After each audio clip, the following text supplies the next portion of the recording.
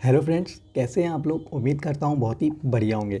दोस्तों, हम लोग डीसी मशीन में प्रीवियस ईयर ऑब्जेक्टिव क्वेश्चंस कर रहे थे, जो कि SSC JE, UP PCL JE और जो other AE JE technical exams है उनमें ये क्वेश्चंस आए हुए हैं। तो दोस्तों, अभी तक हमने 2 पार्ट जो हैं इसके अपलोड कर रखे हैं। तो अगर आप लोगों ने वो पार्ट नहीं देखे हैं तो मैं प्लेलिस्ट की लिंक आपको इस वीडियो के डिस्क्रिप्शन में दे दूँगा, आप लोग वहाँ से जाके उसको देख सकते हैं। तो ये हमारा 3rd पार्ट है। तो चलिए दोस्तों, हम लोग क्वेश्चंस को स्टार्ट करते हैं। दोस्तों, यहाँ पे हमारा पहला क्वेश्चन है, pole shoe of a DC machine, यहाँ पे डीई नहीं डीसी मशीन है। Pole shoe of a DC machine is laminated for the purpose of. तो जो डीसी मशीन में जो पोल शू होते हैं उसको लैमिनेटेड किया जाता है किस पर्पस से। तो दोस्तों, इसको लैमिनेटेड किया जाता है डिक्रीजिंग एडी करंट लॉसेस। जो एडी करंट लॉसेस होते हैं उनको डिक्रीज़ करने के लिए हम पोल शू को लैमिनेटेड करते हैं। देखिए, pole shoe of a DC machine is laminated for the purpose of decreasing eddy current losses. When a conductor cut the magnetic field और magnetic field cut the conductor, relative motion between them. जब कोई एक conductor magnetic field को cut करता है या एक magnetic field एक कंडक्टर से कट होती है या कट करती है, तो क्या होता है, अगर उनके बीच में रिलेटिव मोशन है, ठीक है, then EMF induce in conductor. तो जो कंडक्टर है उसमें ईएमएफ इंड्यूस हो जाएगा, और अगर वो एक कंडक्टर जो है वो अगर क्लोज सर्किट है तो उसमें करंट भी फ्लो हो जाएगी, which is known as eddy current.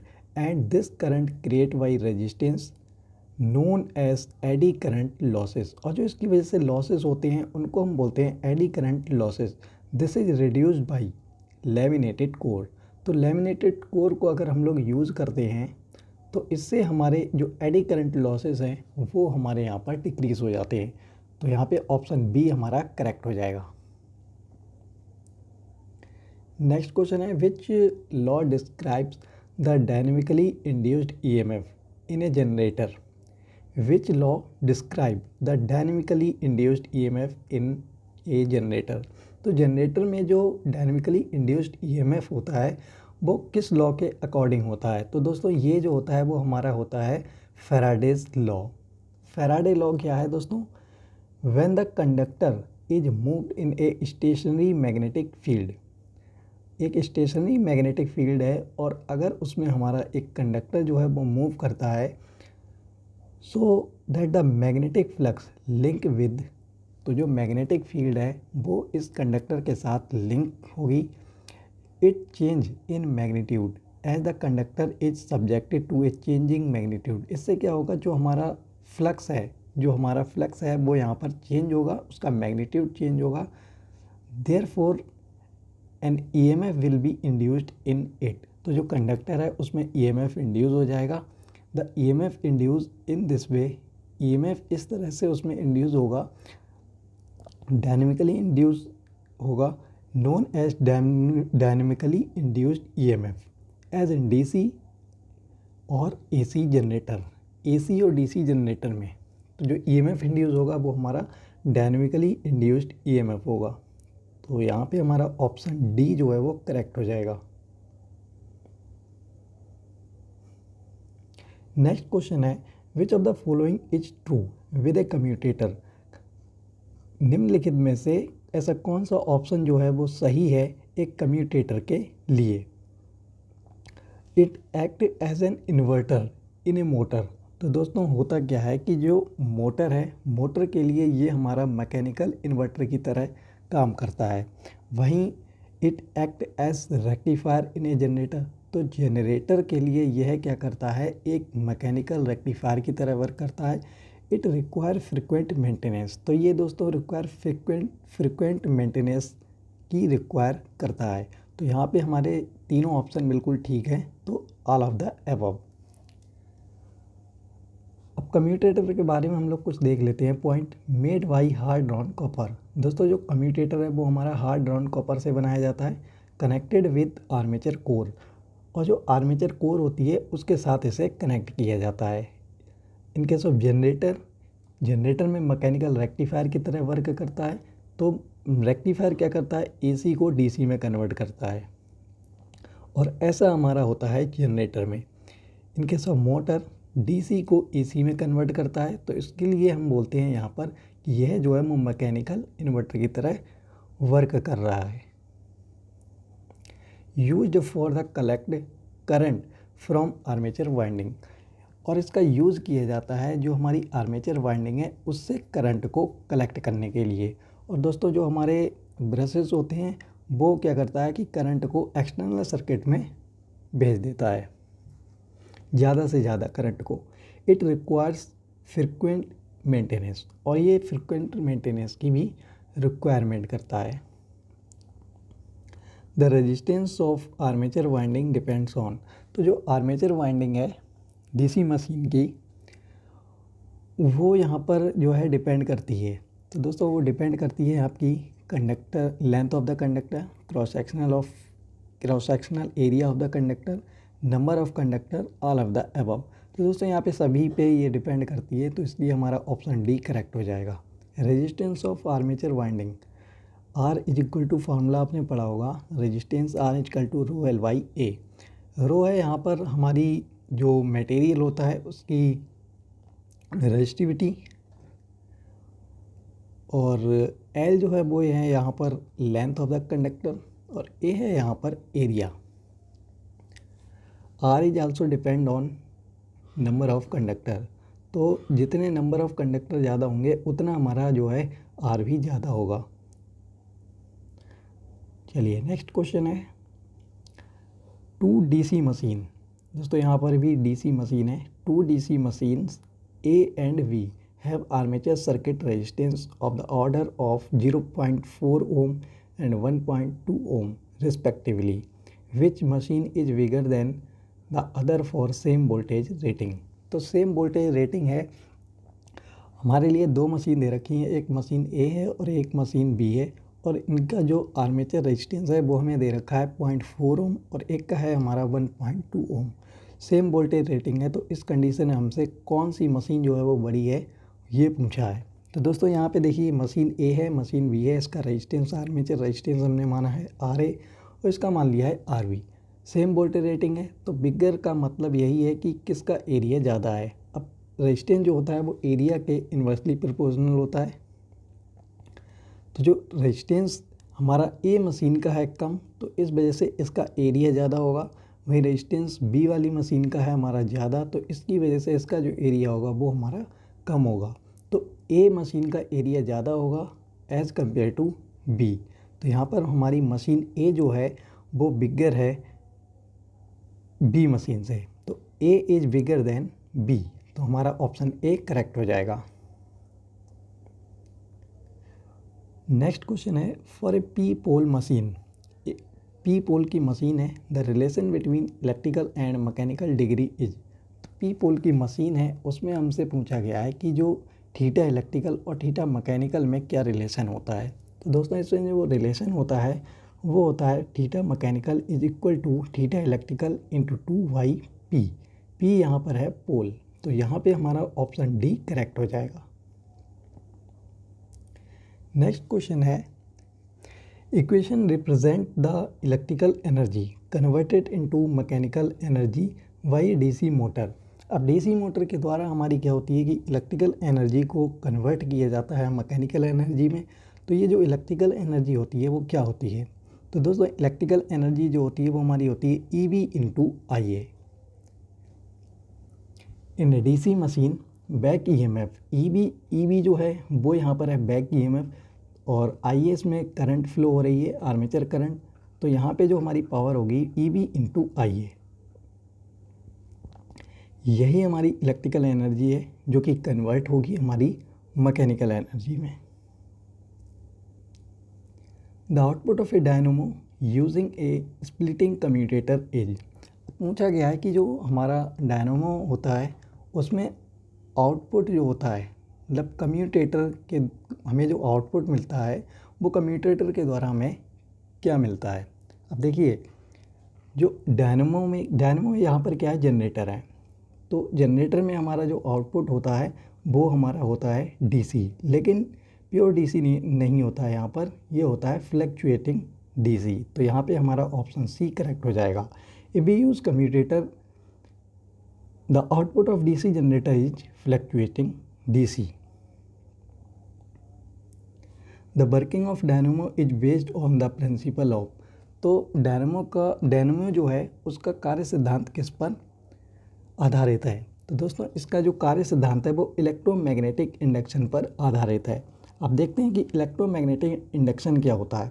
Dynamo is based on the principle of electromagnetic induction. Dynamo का जो सिद्धांत है वो इलेक्ट्रोमैग्नेटिक इंडक्शन पर आधारित है. इसका मतलब क्या है? Bye means if the relative motion in between magnetic field and conductor. तो मैग्नेटिक फील्ड और कंडक्टर इन दोनों में कोई एक मोशन में हो, the EMF induce in conductor, तो उस कंडक्टर में एक EMF इंड्यूस हो जाएगा. इफ़ कंडक्टर इज क्लोज्ड, और यदि वो कंडक्टर अगर क्लोज है तो उसमें एक करंट फ्लो हो जाएगी. ठीक है, थ्रू इट, उस सर्किट में हमारी करंट फ्लो हो जाएगी उस कंडक्टर में. This phenomena is known as electromagnetic induction. तो इसे हम बोलते हैं इलेक्ट्रोमैग्नेटिक इंडक्शन. तो यहाँ पे हमारा ऑप्शन ए करेक्ट हो जाएगा. चलिए नेक्स्ट क्वेश्चन है यहाँ पर, what are slot wedges in a DC machine made of. तो जो हमारी DC मशीन है उसमें हमारे जो स्लॉट होते हैं वो किससे बनाए जाते हैं? दोस्तों वैसे तो हमारी जो DC मशीन है उसके स्लॉट बनाए जाते हैं सिलिकॉन स्टील से, लेकिन आजकल जो है फाइबर से भी इसके बनाए जा रहे हैं. तो यहाँ पे हमारा ऑप्शन जो विभाग ने जो हमारा बिल्कुल करेक्ट यहाँ पर आंसर माना है वो सी ऑप्शन माना है. Basically slots wedge in a DC machine is made of silicon steel, but now days slot wedge is also made by fibre. EMF induced in a coil rotating in a uniform magnetic field will be maximum when the EMF induced in a coil rotating in a uniform magnetic field. एक uniform magnetic field है, उसमें हमारी coil जो है वो rotate कर रही है, तो उसमें EMF इंड्यूस हो गया है. अब ये EMF इंड्यूस कब होगा? तो दोस्तों EMF इंड्यूस जब होगा जब जो हमारा फ्लक्स मतलब rate of change of flux होगा वो यहाँ पर ज़्यादा होगा, तभी हमारा EMF जो है वो ज़्यादा से ज़्यादा इंड्यूस होगा. तो यहाँ पे हमारा ऑप्शन बी करेक्ट हो जाएगा. Rate of change of flux linkage is maximum. EMF induce in a coil rotating in a uniform magnetic field will be maximum when the rate of change of flux is maximum.